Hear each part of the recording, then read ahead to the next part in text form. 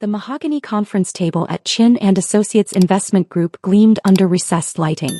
20 floors above Manhattan's financial district, my father's corner office offered views of the Hudson River and enough square footage to house a small family.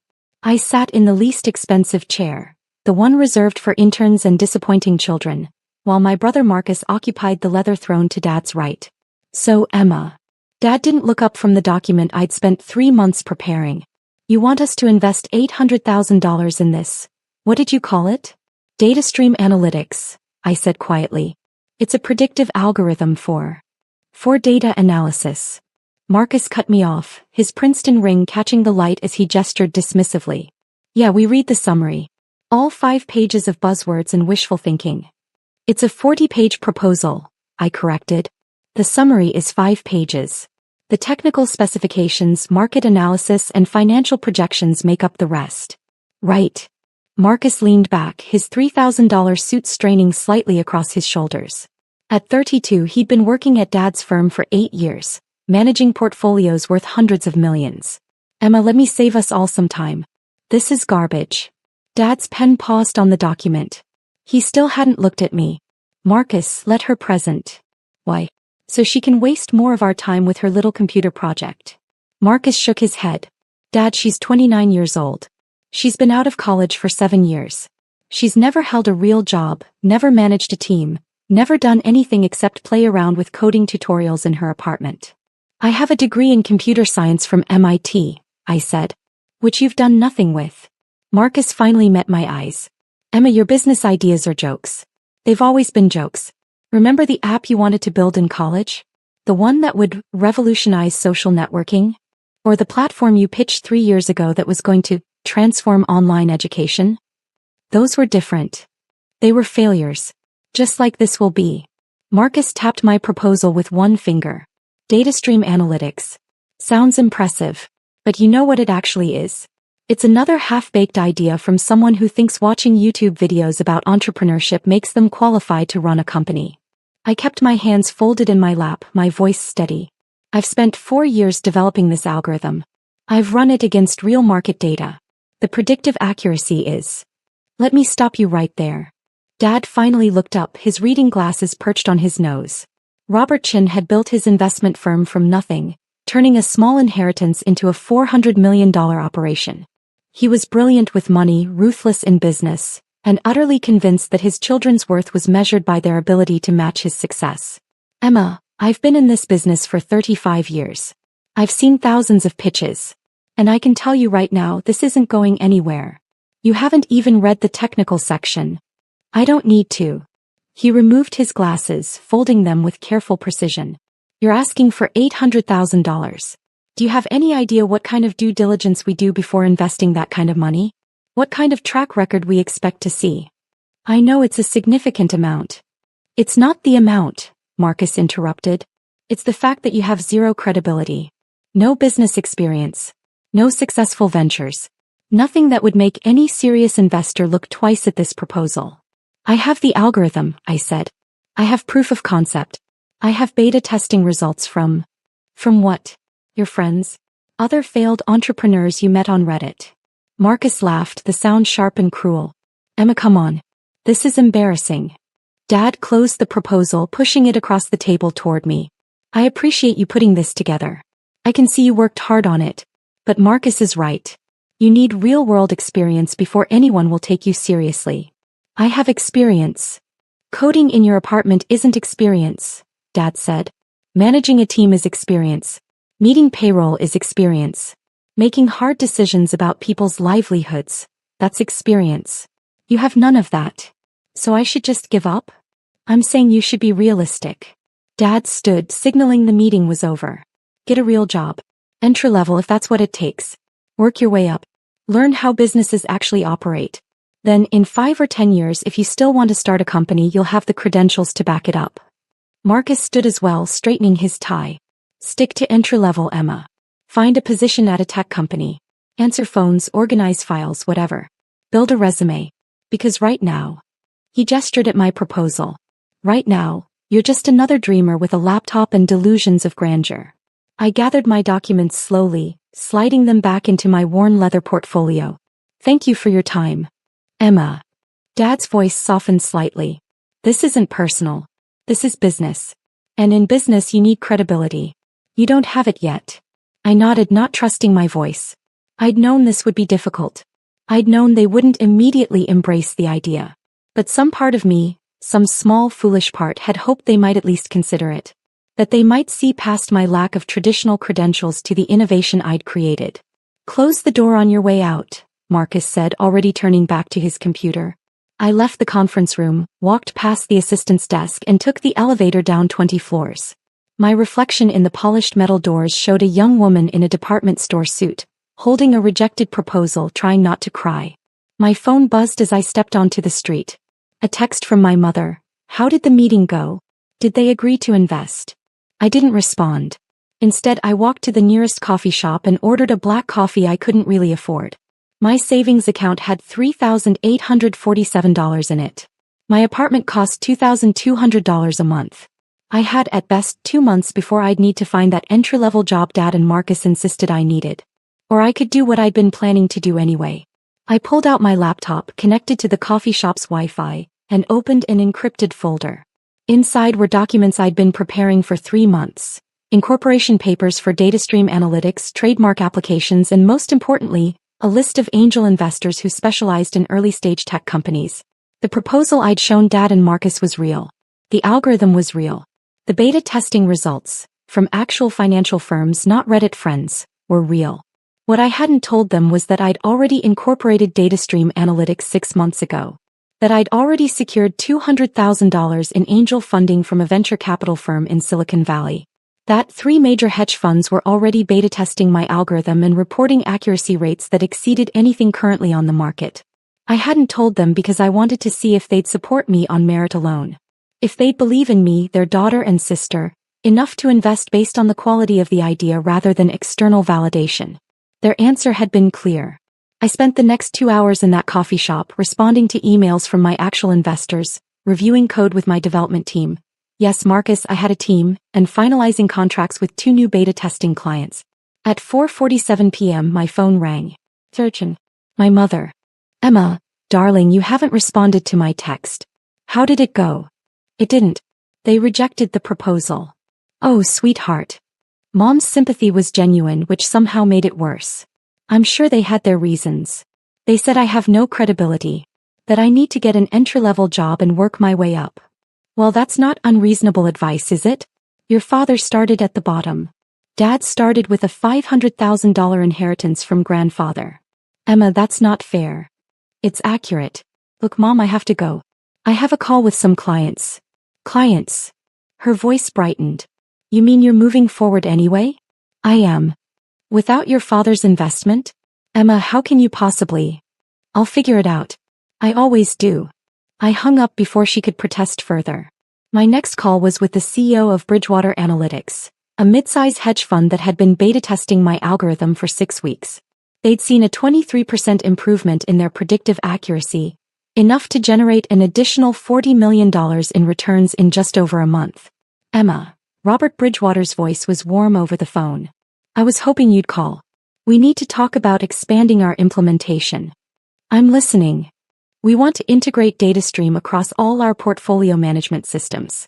Full deployment. And we're prepared to pay a premium for exclusive early access while you're still in beta.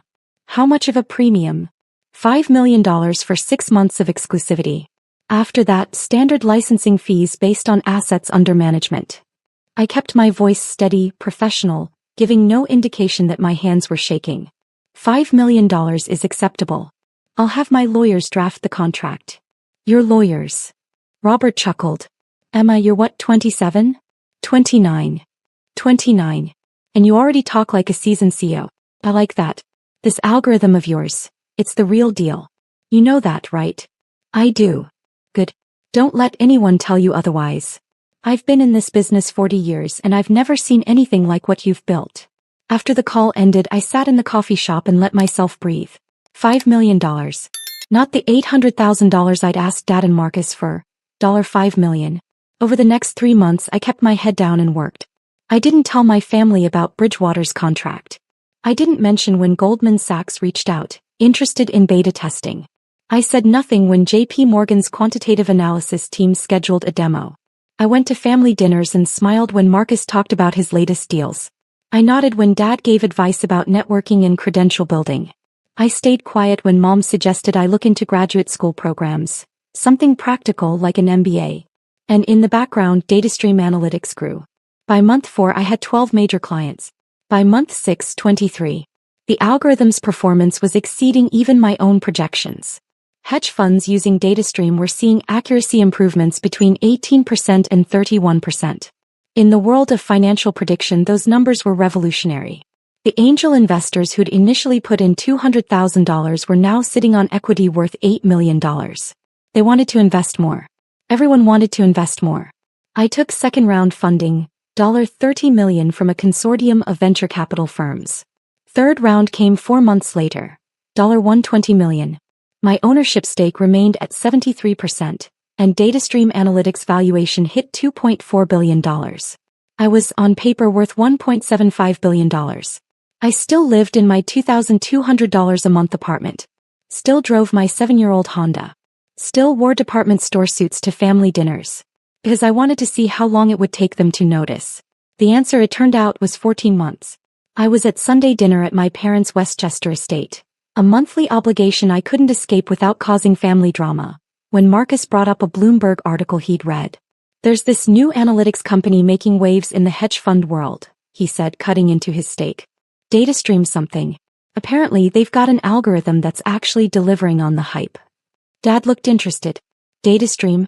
Haven't heard of them. They're small. Private. But the performance numbers are insane." Marcus pulled out his phone, scrolling through the article. "Says here they're projecting $500 million in revenue this year. For a company that's barely 18 months old. What's their secret?" Dad asked. "Some kind of predictive algorithm. Machine learning, AI, all that buzzword stuff. But unlike most AI companies, this one actually works." Marcus paused, reading. "The founder is anonymous. Won't do interviews. Very secretive." I continued eating my salad, keeping my expression neutral. Mom smiled at me from across the table. "Emma, darling, this sounds like the kind of thing you were interested in. Didn't you have that proposal about data analysis?" "Something like that," I said quietly. "You should look into working for them," Dad suggested. "A company like that growing that fast, they'll need good people. It might be a way to get your foot in the door." "Maybe," I said. Marcus snorted. "Dad, they're not going to hire Emma. Companies like DataStream want people with elite credentials. MIT grads who've worked at Google or Facebook. Not someone who's been unemployed for the last year." "I haven't been unemployed. Freelancing doesn't count." Marcus waved his hand dismissively. "Trust me, Emma. Companies at that level aren't interested in resume gaps and failed proposals." I set down my fork carefully. "How do you know I've been freelancing? What else would you be doing? You're not working anywhere. You're not in grad school. You're just around." Marcus shrugged. "Look, I'm not trying to be harsh. I'm being realistic. You need to aim lower. Entry-level positions at established companies. Build a real resume." "Marcus is right," Dad said. "There's no shame in starting small, Emma. Everyone has to pay their dues. Some people more than others," I murmured. "What was that?" "Nothing. May I be excused? I have some work to finish." Mom frowned. "Work? It's Sunday. You should relax." "I have a deadline." I left before anyone could protest further, driving back to Manhattan in my Honda while Marcus probably climbed into his BMW and Dad into his Mercedes. That night I approved DataStream's IPO filing. We'd been planning it for months. My lawyers, my CFO, my board of directors. Everyone agreed the company was ready. The financials were strong. The client base was solid. The growth trajectory was sustainable. The IPO was scheduled for 3 weeks later. Mid-morning on a Thursday. I'd be ringing the opening bell at NASDAQ. I didn't tell my family. The night before the IPO, I had dinner with my parents and Marcus at their favorite restaurant in Midtown. An Italian place with white tablecloths and wine that cost more per bottle than my monthly rent. "Emma, we wanted to talk to you about something," Mom said as the appetizers arrived. "Your father and I are concerned." "About what?" "About your future."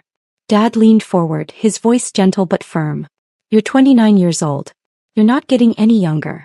And frankly, your lack of career progress is becoming worrying." Marcus nodded. We've been talking and we think you need professional help. Career counseling. Maybe therapy to work through whatever's blocking you from moving forward. I'm not blocked. Emma, you've been unemployed for over a year, Mom said. Living off savings doing odd jobs. That's not sustainable. And it's not healthy. We want to help you, Dad said. We've talked to a career counselor who specializes in helping young adults who've lost their direction. He's excellent. Very compassionate. I haven't lost my direction. Then what have you been doing? Marcus challenged. Seriously, Emma. What do you do all day? I took a sip of water considering my answer. I could tell them. I could explain about DataStream, about the IPO happening in 12 hours, about the fact that by this time tomorrow, I'd be one of the youngest self-made billionaires in technology. But I didn't. I've been working on projects, I said instead. Projects. Marcus laughed. Right. More business proposals that will never go anywhere. Something like that. Dad sighed. Emma, please. Take this seriously. We're offering to help. To pay for counseling, to use our connections to get you interviews. But you have to meet us halfway. What kind of interviews? Entry-level positions, Marcus said. Administrative work, junior analyst roles. Things appropriate to your experience level. My experience level. Yes. You need to be realistic about where you are in your career. Marcus leaned back as the waiter delivered his entree. Look, I know it's hard to accept that you're starting from zero at almost 30. But that's the reality. The sooner you embrace it, the sooner you can start building something real. I nodded slowly. You're right. I should be more realistic. Good. Mom beamed. That's a mature attitude, sweetheart. We're proud of you for listening. I've actually been thinking about making some changes, I continued. Big changes. That's wonderful, Dad said. What kind of changes? I'll tell you tomorrow. After the market opens. Marcus frowned. After the market opens? What does that have to do with anything? You'll see. The next morning I woke at 5 a.m. I showered, dressed in a navy suit I'd had custom-made for this occasion, and took a car service to Times Square. The NASDAQ building was already buzzing with activity. Camera crews, journalists, analysts waiting for the morning's biggest IPO. DataStream Analytics. Opening price projected at $87 per share. My CFO met me in the lobby grinning. Ready to become very publicly wealthy? Ready as I'll ever be. At 9:30 a.m. exactly, I stood on the NASDAQ platform and rang the opening bell. Cameras flashed. Journalists shouted questions. The digital displays showed DataStream's ticker symbol lighting up, shares trading, the price climbing. $87. $94.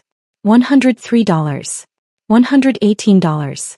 By 9:45 a.m., DataStream Analytics had a market capitalization of $7.2 billion. My 73% stake was worth $5.26 billion. My phone started buzzing immediately. Texts, calls, emails. But I ignored them all except one. A Bloomberg news alert. DataStream Analytics IPO surges 35% in first 15 minutes. Founder Emma Chin, 29, now worth $5.8 billion. I smiled at the screen, then took a car service to Lower Manhattan. To my father's office building. To Chin and Associates Investment Group. The receptionist looked startled when I walked in. Miss Chin, I didn't know you had a meeting scheduled. I don't. Is my father in? Yes, but he's with a client.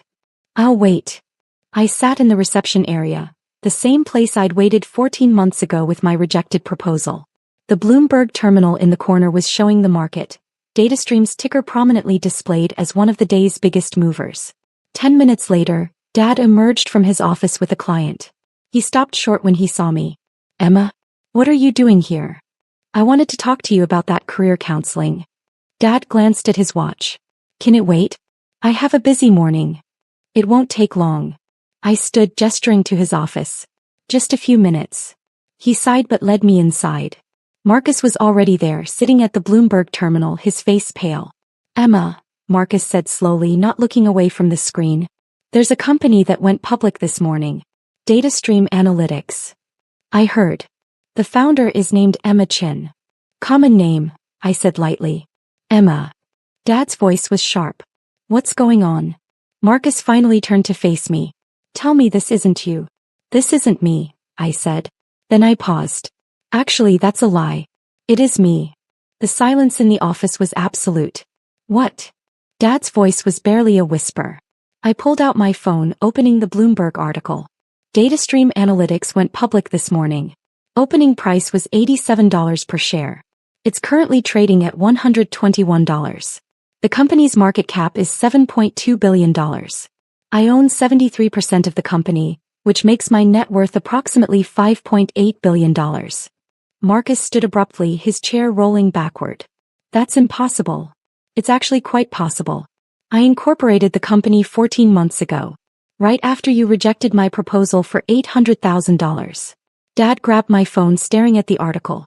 His face went through several shades of red and white. This can't be real. It's real. You can check the NASDAQ listings, or Bloomberg, or any financial news outlet. DataStream Analytics is the biggest IPO of the quarter. But you said, Marcus stopped, his voice strangled. You said you were freelancing. You said you had no clients. I lied. Well, technically I deflected. You assumed I had no clients. I didn't correct you. Why? Dad's voice cracked. Why wouldn't you tell us?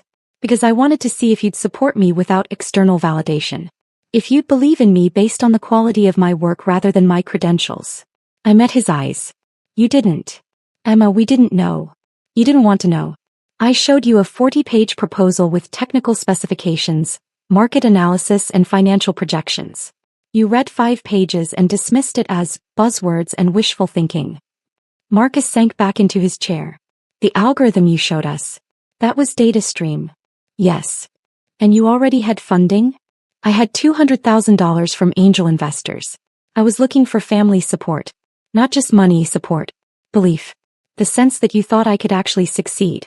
We do think. You thought I needed therapy to work through my career blocks. I kept my voice level professional. You thought I should aim for entry-level administrative positions. You thought my business ideas were jokes. Dad set down my phone carefully as if it might explode. I don't know what to say. You don't need to say anything. I just wanted you to know. Before you saw it on Bloomberg. Before clients started asking if you were related to the Emma Chin from DataStream Analytics. Jesus Christ. Marcus was staring at the terminal again, where DataStream's stock price continued to climb. You're worth almost $6 billion. $5.8 billion currently. Though it fluctuates. And you've been living in that tiny apartment? Driving that old Honda. I like my apartment. And the Honda runs fine. Dad finally found his voice. We made a mistake. A terrible mistake. If we'd known. If you'd known, you would have invested. But you didn't know and you dismissed me anyway. That's the point, Dad. You judged me based on your assumptions rather than my actual capabilities. We were trying to protect you. You were trying to protect your own egos. You couldn't accept that I might actually know more about this industry than you do. That my buzzwords were actually cutting-edge technology. That my wishful thinking was based on solid research and development. The office phone rang. Dad's assistant, Mr. Chin? You have several calls holding. Bloomberg News, CNBC, The Wall Street Journal. They're all asking if you're related to Emma Chin from DataStream Analytics. Dad pressed the intercom button.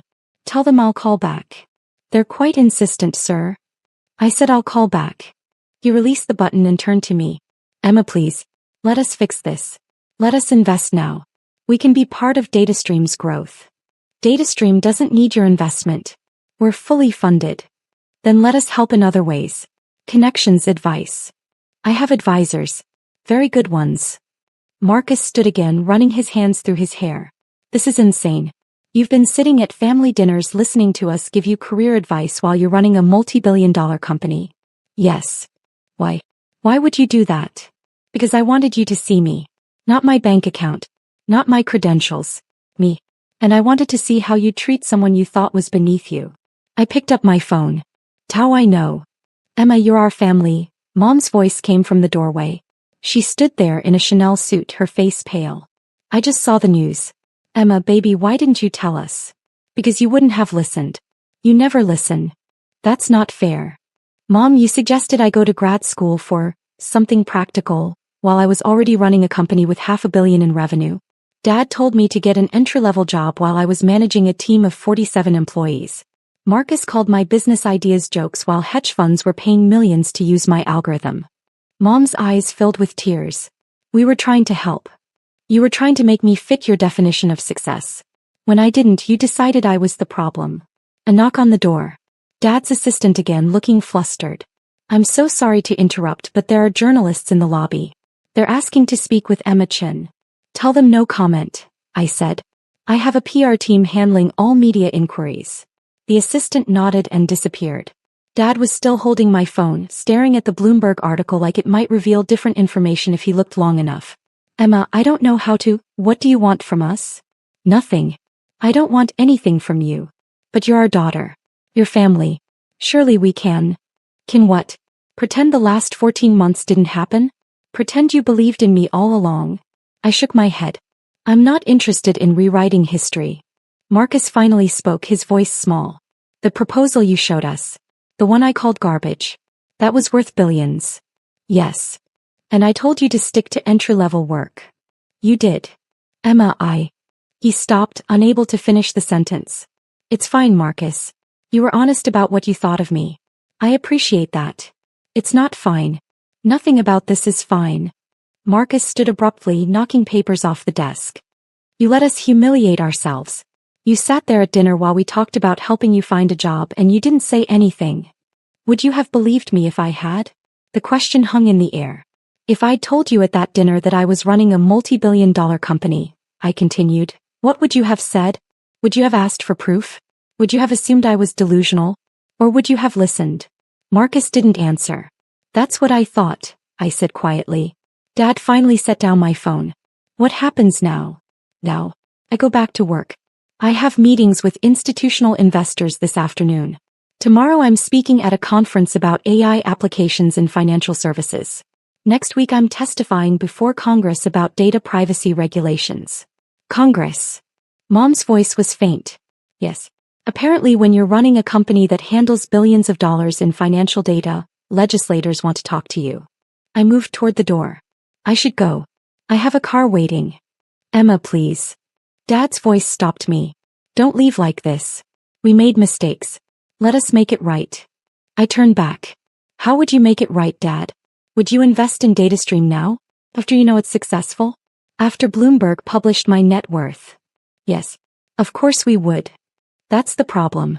You'd invest now because you know it's a safe bet. Because my success has been validated by external sources. But when I needed you to believe in me, when I needed you to see potential instead of credentials, you couldn't do it. We didn't understand. You didn't try to understand. You saw a 29-year-old woman with no traditional career path and decided I was a failure. You never asked about my work. Never looked at my code. Never considered that maybe, just maybe, I knew what I was doing. Marcus approached slowly like he was afraid I might bolt. Emma, I'm sorry. I'm so fucking sorry. The things I said to you, calling your ideas jokes, telling you to aim lower, I was wrong. Completely, utterly wrong. You were honest. You told me exactly what you thought of my capabilities. I was an asshole. I was a condescending, dismissive asshole who couldn't see past his own ego. Marcus's voice cracked. You're my sister. I should have supported you. I should have listened. Instead, I treated you like you were stupid. You treated me like I was worthless, I corrected. There's a difference. Emma. I'm not saying this to hurt you. I'm saying it because it's true.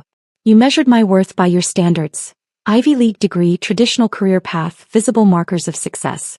When I didn't have those things, you decided I had nothing to offer. Dad moved to stand beside Marcus.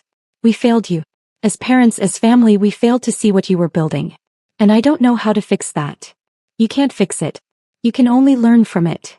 I checked my watch. A simple Timex I'd worn for years, not the luxury timepiece I could now easily afford. I need to go. I have a board meeting in an hour. A board meeting. Mom laughed, the sound slightly hysterical. Our daughter has board meetings. And we didn't even know. You would have known if you'd asked. If you'd shown any interest in my life beyond disappointment. That's not fair. Mom, you cried at Christmas because I didn't have a real career. You told your friends I was still figuring things out. You pitied me. I met her eyes. Well, now you don't have to. I've figured it out. I left before anyone could respond, taking the elevator down 20 floors for the second time in 14 months. But this time, when I saw my reflection in the polished metal doors, I didn't see a disappointed daughter with a rejected proposal. I saw a CEO, a founder, A self-made billionaire who'd built something revolutionary while her family told her to aim lower. My phone rang as I reached the street. Sarah, my head of PR. Emma, the press is going crazy. Every major outlet wants an interview. And your family? What about my family? Your father's firm issued a statement claiming they were instrumental in supporting DataStream's early development. I stopped walking. They what? It went out 10 minutes ago. To Bloomberg, Wall Street Journal, CNBC. They're taking credit for your success. Of course they were. Issue a correction, I said. Make it clear that DataStream received no funding or support from Chin and Associates.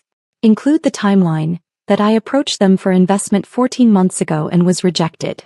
Emma, are you sure? That's going to create a media firestorm. I'm sure. The truth matters. Hey, I'll draft something and send it for your approval. I hung up and continued walking to where my driver waited. Not a Honda anymore. I'd finally upgraded to a Tesla, though I still lived in the same apartment. Some changes were necessary. Others weren't. That evening the correction went live.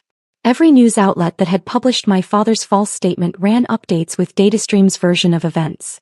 The narrative shifted from supportive family helps daughter succeed to family rejects daughter's proposal, daughter builds billion-dollar company anyway. Social media exploded. Hashtag DataStream Emma trended for 3 days. Think pieces appeared about family dynamics, gender bias in investment decisions, and the importance of believing in unconventional paths to success. My parents' phones wouldn't stop ringing. Marcus's LinkedIn was flooded with comments. Chin and Associates' reputation took a visible hit. Several clients quietly moved their portfolios elsewhere, uncomfortable with the firm's treatment of their own family member. I didn't feel guilty. I felt free. A week later, I was sitting in my office, a corner space with views of the Hudson River 23 floors up in my own building, when my assistant buzzed. Emma, your father is here. He doesn't have an appointment, but he says it's urgent. I considered turning him away. Then, send him in. Dad entered slowly, looking smaller somehow. Older. He'd always been larger than life in my mind. The successful investor, the brilliant businessman, the father whose approval I desperately wanted.